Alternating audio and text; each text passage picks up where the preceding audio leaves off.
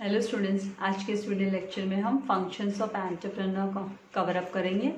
और ये स्टार्ट करने से पहले मैं आपसे रिक्वेस्ट करूंगी कि अगर अभी तक आपने मेरे चैनल को सब्सक्राइब नहीं किया तो प्लीज़ चैनल को सब्सक्राइब कीजिए एंड चैनल लिंक अपने फ्रेंड्स के साथ शेयर करना मत भूलिएगा और वीडियो को लास्ट तक देखिएगा और लाइक ज़रूर कीजिएगा।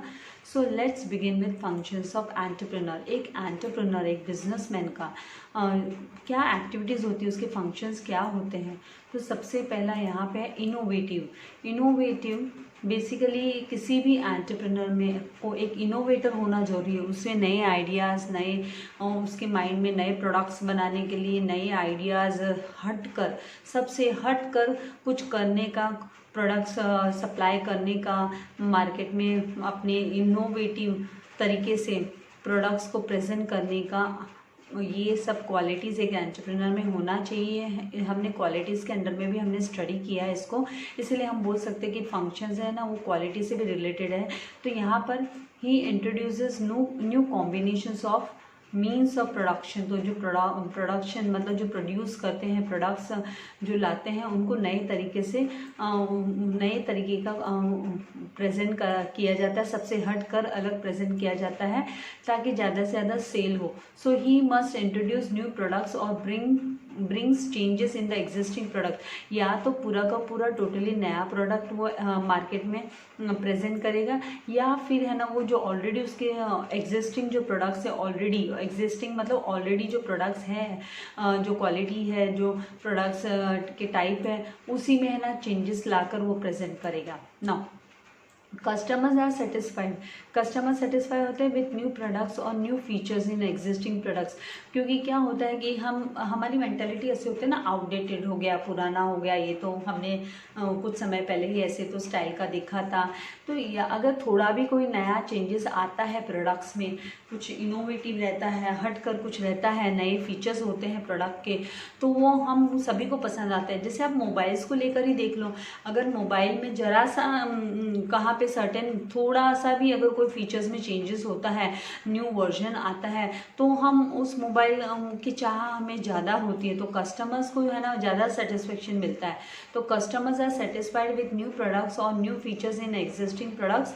Innovation is also necessary to solve problems को सॉल्व करने के लिए इनोवेशन जरूरी है। That arise in the business, जो बिजनेस में मतलब नए आइडियाज़ के साथ में, न्यू टेक्नोलॉजी के साथ में प्रोडक्ट्स प्रोड्यूस किए जाने चाहिए। तो है ना, एक एंटरप्रेन्योर का काम क्या होता है, उसकी एक्टिविटी क्या होती है, तो उसे इनोवेटिव होना जरूरी है। उसे इनोवेटर, उसमें basically he should be N innovator. नए नए आइडियाज़ डेवलप करके नए नए प्रोडक्ट्स को प्रेजेंट करना और एग्जिस्टिंग प्रोडक्ट्स में बदलाव लाकर, उसके फीचर्स में बदलाव लाकर, उसमें कुछ नए टेक्नोलॉजी के साथ नया काम कर प्रेजेंट करना मार्केट में, ये एक एंटरप्रेन्योर का काम होता है।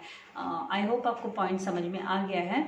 Now next is what, determination of objectives. तो देखिए, डिटर्मिनेशन की जब हम बात करते हैं, स्ट्रॉन्ग, हम बोलते हैं ना स्ट्रॉन्ग डिज़ायर, तो यहाँ पे डिटर्मिनेशन ऑफ ऑब्जेक्टिव्स, उसे अपने जो ऑब्जेक्टिव्स है, उसके जो एम है, गोल है, उसे है ना उसे फुलफिल करने की एक स्ट्रॉन्ग डिज़ायर होनी चाहिए। तो an entrepreneur has to determine, उसे डिसाइड करना होता है, डिटरमाइन करना होता है उसके जो एम्स हैं, ऑब्जेक्टिव्स है बिजनेस के। There may be difference between primary and secondary objectives. हाँ, बिजनेस में ना कौन से प्राइमरी मतलब जो बेसिक ऑब्जेक्टिव्स है वो कौन से और सेकेंडरी ऑब्जेक्टिव्स कौन से हैं, वो उसमें डिफरेंस हो सकता है, लेकिन he can change these objectives as per the market situation. वो ये जो ऑब्जेक्टिव्स है, प्राइमरी एंड सेकेंडरी ऑब्जेक्टिव्स है, वो अकॉर्डिंग टू द मार्केट में किस तरीके की रिक्वायरमेंट है, सिचुएशन किस तरीके की है, उसके हिसाब से एक एंटरप्रेन्योर उसमें चेंजेस ला सकता है। तो उसे इनको लेकर चलना होता है, साथ में लेकर चलना होता है प्राइमरी एंड सेकेंडरी ऑब्जेक्टिव्स को, और उसे इसी के अकॉर्डिंगली उसे डिसीजंस लेने होते हैं, मार्केट सिचुएशन के हिसाब से उसे डिसीजन लेने होते हैं कि किस ऑब्जेक्टिव के हिसाब से काम करना है, सेकेंडरी ऑब्जेक्टिव को बेस लेना है या प्राइमरी को। तो इस तरीके से उसे मार्केट सिचुएशन पे ये डिपेंड करता है। तो डिटर्मिनेशन ऑफ ऑब्जेक्टिव, ये इसका एक वन मोर फंक्शन हो गया। Now third function is what, development of market. अब हम जब डेवलपमेंट ऑफ मार्केट की बात करते हैं, the entrepreneur has to find out different ways. Entrepreneur को अलग अलग वे फाइंड आउट करने होते हैं फॉर मार्केटिंग द प्रोडक्ट्स को सेल करने के लिए मार्केट में बेचने के लिए। And services of his enterprise, उसकी अगर उसकी एंटरप्राइज, उसका जो बिजनेस है वो सर्विस प्रोवाइड करने वाला बिजनेस है, वो प्रोडक्ट्स नहीं देता है, सर्विसेज देता है, राइट। तो उस केस में उसे डिफरेंट तरीके ढूंढने पड़ेंगे उससे सेल करने के अपने प्रोडक्ट्स को, क्योंकि अभी तो world is a competitive world, हम सभी जानते हैं कंपटीशन बहुत है, हर फील्ड में वो कंपटीशन है। तो एक एंटरप्रेन्योर के सामने भी कंपटीशन होती है, तो उसे है ना किस तरीके से वो अलग सबसे हट कर प्रेजेंट करे मार्केट में अपने प्रोडक्ट्स को एंड सर्विसेज को, ये उसे फाइंड आउट करना होता है। डिफरेंट वेज उसे फाइंड आउट करने होते हैं। ही कैन कंडक्ट सर्वे, उसके लिए वो क्या करेगा, तो उसके लिए वो सर्वेज मतलब वो फाइंड आउट करेगा, मार्केट में रिसर्च करेगा to understand the customers demand, कि भाई लोग क्या जो है ना बायर है जो बाय करना चाहते हैं वो क्या चाहते हैं, क्योंकि उसी के अकॉर्डिंगली है ना प्रोडक्ट्स तैयार होंगे। क्योंकि अगर उसने अपने मर्जी के प्रोडक्ट तैयार कर दिए तो खरीदेगा कौन, who will buy, customers buy नहीं करेंगे। तो कस्टमर्स की चॉइस पता करने के लिए उसे है ना सर्वे कंडक्ट करना होता है, मार्केट में रिसर्च करनी होती है, उसे पता करना होता है कि इस कस्टमर को क्या पसंद आ रहा है, और तभी वो सक्सेसफुल बिजनेसमैन बन सकता है। क्योंकि कस्टमर की चॉइस के हिसाब से अगर प्रोडक्ट प्रेजेंट होंगे मार्केट में तो ऑब्वियसली सेल इंक्रीज होगी, मार्केटिंग वो आराम से कर सकता है अपने प्रोडक्ट्स की entrepreneur. When the markets are developed constantly, जब मार्केट कॉन्स्टेंटली कंटिन्यूसली डेवलप होते रहते हैं, the demands of the consumers will increase, तो फिर है ना जो कंज्यूमर की जो प्रोडक्ट्स बाय करना चाहते हैं उनकी डिमांड फिर इंक्रीज होती जाएगी। लेकिन कब इंक्रीज होगी, जब है ना मार्केट में डेवलपमेंट होगी, मतलब अपने प्रोडक्ट्स में डेवलपमेंट होगा।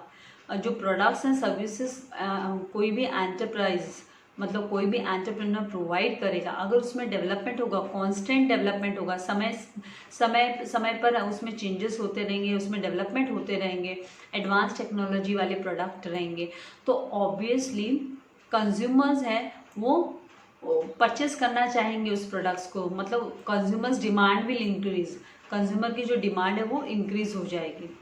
तो ये एक थर्ड पॉइंट इनका फंक्शंस था, फंक्शंस ऑफ एंटरप्रेन्योर का थर्ड ये था डेवलपमेंट ऑफ मार्केट। तो उसे मार्केट में कैसे डेवलपमेंट करना है उसके बारे में उसे सोचना होता है, उसको अलग अलग तरीके फाइंड आउट करने होते हैं। नाउ फोर्थ इसमें हम आते हैं न्यू टेक्नोलॉजी। न्यू टेक्नोलॉजी की बात करें तो इन ग्लोबल वर्ल्ड, पूरे ऑल ओवर वर्ल्ड की हम बात करें, everyday there is an invention, invention पे इन्वेंशन होते रहते हैं, हर रोज के इन्वेंशन हो रहे हैं, नए टेक्नोलॉजीज आ रही है, राइट। आज हम कुछ खरीद रहे हैं, पता चल रहा है उसमें कल कुछ एडवांस टेक्नोलॉजी आ गई, आज हम कोई लैपटॉप खरीद रहे हैं, कल कुछ एडवांस टेक्नोलॉजी हमको पता चलती है, मोबाइल खरीद रहे हैं, नई टेक्नोलॉजी, टीवी है, नई टेक्नोलॉजी। तो हर एवरीडे, हर दिन, हर पल है ना कुछ नया इन्वेंशन होते रहता है पूरे ऑल ओवर वर्ल्ड, इन ग्लोबल वर्ल्ड में, मतलब ऑल ओवर वर्ल्ड में, पूरे ऑल ओवर वर्ल्ड में। Introduction of new technology will always result in growth of business. तो इंट्रोडक्शन, नया अगर टेक्नोलॉजी हम इंट्रोड्यूस करते हैं, इंट्रोडक्शन ऑफ न्यू टेक्नोलॉजी मतलब हम इंट्रोड्यूस करते हैं मार्केट में, अगर नई टेक्नोलॉजी लाते हैं तो उसकी वजह से क्या हो, ऑटोमेटिकली उस एंटरप्राइज की ग्रोथ होगी, उस बिजनेस की ग्रोथ होगी, क्योंकि लोगों को नए एडवांस टेक्नोलॉजी सभी को पसंद आते हैं। So for example new machinery आ गई, एडवांस टेक्नोलॉजी वाले प्रोडक्ट्स, मोबाइल्स हो गए, new and scientific methods of production हो गए, नए तरीके से साइंटिफिक मेथड से प्रोडक्शन हुआ है। तो ये सब क्या है, ये एडवांस जब टेक्नोलॉजी आएगी, नए टेक्नोलॉजी होगी, न्यू मशीनरी होगी, तो फिर उसका बेनिफिट है ना बिजनेसमैन को, ऑटोमेटिकली बिजनेसमैन को, मतलब एंटरप्रेन्योर को मिलेगा उसका बेनिफिट। तो ये उसका एक काम होता है, कार्यक्रम होता है, फंक्शन होता है कि नए टेक्नोलॉजी लेकर आना। Now fifth one is good relations.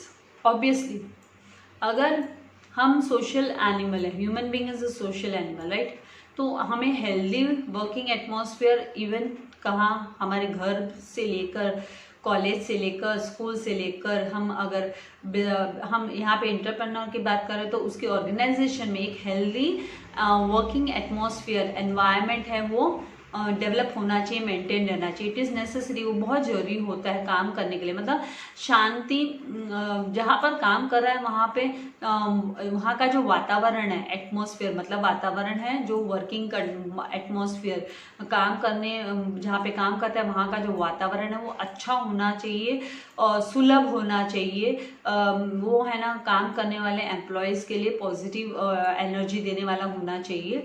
तो ये सब किस पे डिपेंड करता है? It depends upon the efficient relations. ये एफिशिएंट रिलेशंस पे डिपेंड करता है between subordinates and superiors, superiors के बीच में एंड सबऑर्डिनेट्स के बीच में जो स्ट्रॉन्ग रिलेशन होता है, मतलब जो बॉस, जो मैनेजर लेवल हो गए, बॉस हो गए, एंड जो एम्प्लॉयज़ हो गए, उनके बीच में उनका जो एफिशिएंट रिलेशनशिप है, गुड रिलेशनशिप है, उस पर डिपेंड करता है ना। Coordination among the employees is the key of success. इसीलिए बोला जाता है कि अगर आपको किसी भी ऑर्गेनाइजेशन को ऊंचाइयों तक पहुंचाना है तो एम्प्लॉयज के साथ कोऑर्डिनेशन होना बहुत जरूरी है। वहाँ पे जो काम करने वाले, जो लोअर लेवल पे, मतलब जो सबऑर्डिनेट्स हैं, उनके साथ कोऑर्डिनेशन होना बहुत जरूरी है, क्योंकि जो रियल प्रोडक्शन है वो एम्प्लॉयज ही करके लेते हैं। तो coordination among the employees is the, वो क्या होते हैं, सक्सेस की सफलता की चाबी है। वो की of success, the key of success सफलता की चाबी होती है। तो एंटरप्रेन्योर का काम है कि वो है ना गुड रिलेशंस मेंटेन रखे सबसे, अपने ऑर्गेनाइजेशन में काम करने वाले सभी के साथ में वो अच्छा रिलेशन मेंटेन रखे एंड उनको अच्छा एनवायरनमेंट, अच्छा एटमॉस्फेयर प्रोवाइड करे, ताकि उनका काम में ज़्यादा से ज़्यादा दिल लगे। तो ऑटोमेटिकली उससे क्या होगा, ऑर्गेनाइजेशन की ग्रोथ होगी, ऑर्गेनाइजेशन को फायदा होगा, ऑर्गेनाइजेशन को फायदा, तो वो एंटरप्रेन्योर को हो गया फायदा, राइट। तो ये एक उसका एंटरप्रेन्योर का काम होता है ना। अभी नेक्स्ट इस पे आते हैं हम, ऑर्गेनाइजिंग फंड्स। अभी फंड्स को ऑर्गेनाइज करना आना चाहिए, मतलब मैनेज करना आना चाहिए। तो entrepreneur needs to find out, entrepreneur को फाइंड आउट करना है, ढूंढना है, सर्च करना है डिफरेंट फाइनेंशियल रिसोर्सेज, अलग अलग फाइनेंशियल रिसोर्सेज के बारे में पता करना होता है। बिकॉज क्योंकि हमने जैसे एसपी में भी हमने पढ़ा है कि फाइनेंस होता है वो बिजनेस के लिए ब्लड के जैसे काम करता है। जैसे हमारे शरीर में, हमारी बॉडी में कैसे ब्लड है, वो कैसे इम्पॉर्टेंट है, ब्लड किस तरीके से काम करता है, उसी तरीके से एक ऑर्गेनाइजेशन में पैसा, फाइनेंस सपोर्ट की बहुत ज़रूरत होती है। तो यहाँ पर सफिशिएंट, एडिक्वेट मतलब सफिशिएंट, जितनी ज़रूरत है एटलीस्ट उतना तो फंड होना चाहिए। एंड कंटिन्यूस फाइनेंस मिलते रहना चाहिए is always necessary for business. Business में पैसे की जरूरत होती है, बिजनेस में पैसा इन्वेस्ट होते रहना चाहिए। तो गुड एंड ऑनेस्ट रिलेशन, जब अच्छे रिलेशन होते हैं हमारे किसी के साथ, हम लॉयल होते हैं, ऑनेस्ट होते हैं, ईमानदार होते हैं। इन्वेस्टर्स के साथ अगर ईमानदार होता है कोई बिजनेसमैन, जो जिसके बिजनेस में अगर कोई इन्वेस्टर्स है, बड़े बड़े कंपनीज हैं, उनमें पब्लिक का पैसा भी होता है। जो एसपी पढ़ने वाले बच्चों को काफ़ी डिटेल में इसके बारे में पता है, राइट, शेयर्स के बारे में। तो इन्वेस्टमेंट की बात करें, इन्वेस्टर को के साथ अच्छे relation, good and honest relation होने बहुत ज़रूरी है। किसके? एंटरप्रेन्योर के। बिकॉज इन्वेस्टर्स होते हैं वो पैसा इन्वेस्ट करते हैं बिजनेस में। तो फाइनेंशियल इंस्टीट्यूशंस हो गए, इन्वेस्टर्स हो गए, उन सब के साथ एंटरप्रेन्योर का अच्छा रिलेशन होना चाहिए। तो उसे ध्यान में रखते हुए, इन सब बातों को ध्यान में रखते हुए उसे अपनी अच्छी इमेज रखनी है मार्केट में, ऑनेस्ट रहना है, लॉयल रहना है, और अच्छे रिलेशंस उसे इन्वेस्टर्स के साथ मेंटेन रखना बहुत ज़रूरी है, ताकि वो फंड को जब भी एज एंड व्हेन फंड की रिक्वायरमेंट हो, जब तब है ना फाइनेंशियल रिसोर्स, फाइनेंस की रिक्वायरमेंट हो, तो वो फाइनेंशियल रिसोर्सेज के through adequate and continuous finance अपने ऑर्गेनाइजेशन के लिए ला सके। तो ये एक एंटरप्रेन्योर का function, it is a type of function, it is a function of an entrepreneur, उसका काम होता है ये। एंटरप्रेन्योर को ही अच्छे रिलेशंस मेंटेन रखने पड़ते हैं ना। 7th one, taking decisions. जब डिसीजंस की हम बात कर रहे हैं, जब हम बात करें कि हमें डिसीजंस लेने के समय, जब हम किसी चीज़ को सोच विचार कर सलाह मशूरा कर हम कोई तथ्य, कोई डिसीजन पे, फाइनल डिसीजन पे पहुंचते हैं, तो हमारा काम अच्छे से होता है। तो वो कब? समय पर होना चाहिए डिसीजन सही होना चाहिए और समय पर होना चाहिए। तो an entrepreneur has to take wise decision. यहाँ पे WISE, वाइज का मतलब सही डिसीजन, क्लेवर, स्मार्ट डिसीजन होना चाहिए, वाइज डिसीजंस मतलब smart decisions for his enterprise, उसके एंटरप्राइज के लिए, उसके बिजनेस के लिए स्मार्ट डिसीजंस लेना आना चाहिए एक एंटरप्रेन्योर को। समय रहते हुए टाइमली एंड करेक्ट डिसीजन, समय रहते हुए एंड सही डिसीजंस जब लिए जाते हैं तो ये बहुत ही इसका इम्पैक्ट है ना बिजनेस पे बहुत पड़ता है, बिजनेस पे इसका इम्पैक्ट बहुत होता है। Timely and correct decisions are also important, ये बहुत इंपॉर्टेंट होते हैं एंड नेसेसरी होते हैं फॉर प्रॉपर बिजनेस प्लान। अगर बिजनेस को अच्छे से आपको रन करना है तो ये एक बिजनेस प्लान का, प्रॉपर बिजनेस प्लान का ही ये हिस्सा होता है, ये नेसेसरी होता है कि एक सही डिसीजन सही समय पर लिया जाए। He should always consider the pros and cons, यहाँ पे प्रॉज एंड कॉन्स मतलब वो उसको हर एक बारीकियाँ, मतलब बिजनेस में क्या कमियाँ क्या खामियाँ हैं और क्या स्ट्रेंथ है बिजनेस के, हर एक छोटी से बड़ी हर चीज़ उसको पता होनी चाहिए बिजनेसमैन को।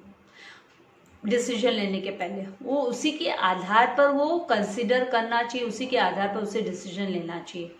वो किसी भी डिसीजन को लेने के पहले उसे ना बिजनेस के जो पॉजिटिव एंड नेगेटिव पॉइंट्स हैं उनको ध्यान रखकर ही डिसीजन लेना चाहिए। उसके बिना डिसीजन लिया तो फिर प्रॉब्लम हो सकती है बिजनेस में, राइट। तो यहाँ पर taking decision, an entrepreneur has to take wise decisions for his enterprise. Timely and correct decisions are also important and necessary for a proper business plan. He should always consider the pros and cons before taking any decision. तो इस तरीके से यहाँ पर ये जो 7 functions दिए हुए हैं, functions of entrepreneur and entrepreneur हमने स्टडी किए हैं। एक बार फिर से रिकॉल कर लेते हैं हम। Innovation, then determination of objective, ये हेडिंग है बहुत इंपॉर्टेंट है, इनके बेस पे आप आपका कंटेंट लिख सकते हो। Development of market, then new technology, good relations, then organising funds and 7th one taking decisions. तो इस तरीके से ये वीडियो लेक्चर में हमने ये functions of entrepreneur cover up किया। Like, share and subscribe the channel. Thank you very much. God bless you all, dear students.